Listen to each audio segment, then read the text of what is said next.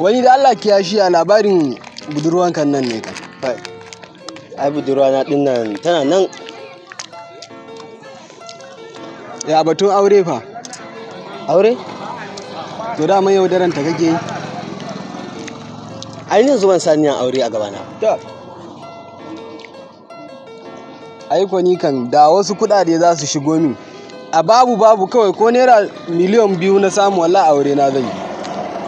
Aya, kai kenan. Kan ai budurwar ma da kaji ina nema ba auren ta zan yi ba. Ka ce kai ma kana daga cikin mutane masu yaudaran da ake wa'azi a kan sunan kenan. Ba yaudara bane wannan. To ya ne in ba haka ba? Ni dai kawai nace tana so na, tace tana so na, nace ni ma to ina son ta. Haka muka yi kawai da ita. To gaskiya wallahi ba zan ƙara raka ka wurinta ba. Saboda kunya zan ji daga baya. Kunya? Wallahi kunya zan ji. Da ni ban san kunya ba. Kiyashi. Wallahi ni da ka gani da in yi yaudara. Gwara kar in yi soyayyar gabaki daya. Yanzu kana nufin baka yaudara kenan. A yaudara ka ai sai ku ai. In an ce ma ni na yi yaudara daga ka gani kawai. In dai aka ce wannan yarinyan ga ta nan dan magajiya ya yaudare ta. Daga ka gani ka sharara min mari. Ko a gaban yar gwamna nake kamare ni kawai. Kai wannan alƙawarin? Na yi wannan ni dan magajiya na ma wannan alƙawari. Allah kai mu lokaci kuwa. Amin. Yanzu dai zan tafi gida. Shikenan. Zan tafi gida amma ka san da sanin cewa duk lokacin da asirin ka yi tono sai na zo na rama wannan alƙawarin da kanmu. Ba damuwa kai kullum ba a karuwa da kai daga zuwa har ka cinye yin biskit kwa ɗaya je ka dai. Babu komai. Tak. Akwai wani abun da na shuka Allah sa kar in girbe ta. Assalamu alaikum. Wa alaikum salam. Kai magajiya.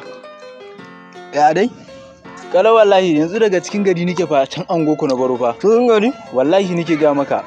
Yan sanda ne, sojoji ne, yan bijilanti, yan ma'aikata akalla dai sun kai kala 4. Neman ka suke yanzu haka ɗakin ka an kona shi. An kona ɗaki na? Tun yaushe? Yanzu haka ana neman ka kawai su ake ana kama ka shi kenan kai ka riga ka shiga. Babu labarin ka. Ko? Wallahi ka taɓo ruwan da za su dafa kanka. Wannan yare da kake gani kana ɗauka ta ba komai bace ba ashe yaudarar da kai mata shi ya saka duk wannan abun zai faru. Wallahi yanzu cikin gari yanda ake ana in ido biyu da kaga ta kawai. Waye ubanta ne ma a garin nan to? Kai dai kawai da yanzu shawara da zan ba kawai ka bar gari. Dan kuna haɗuwa da wayannan ma'aikatan to babu magana sassauci. Yan banga, yan bijilanti, sojoji. Ni ma yanzu haka in naje duk wani jami'ai ka kirgo min ka ce suna nema na? Yanzu haka idan naje na bada labarin inda na gane ka haka zuwa kama ka kuɗaɗe za ba ni daga nan shikenan na riga na. La ilaha illallah biskon nan da ci nake ina jin daɗi. Amma wallahi biskit in ji nake ɗaci nake ji yanzu. Ni kan ka bani zan ɗora shi haka nan. To ka san me za mu yi tsauni? Dan Allah dan Annabi kar ka ce ka zo ka same ni anan. To ba matsala. Zan samu in wuce. In fita daga can sai in wuce bakin iyaka in bar Najeriya gaba da. Yawwa ka gani ana tambaya na sai in ci ni ban ganka ba kwata. Idan abokana yana sun tambaye ni sun tambaye ka ina nake. Kawai ka ce na mutu. To haka za yi.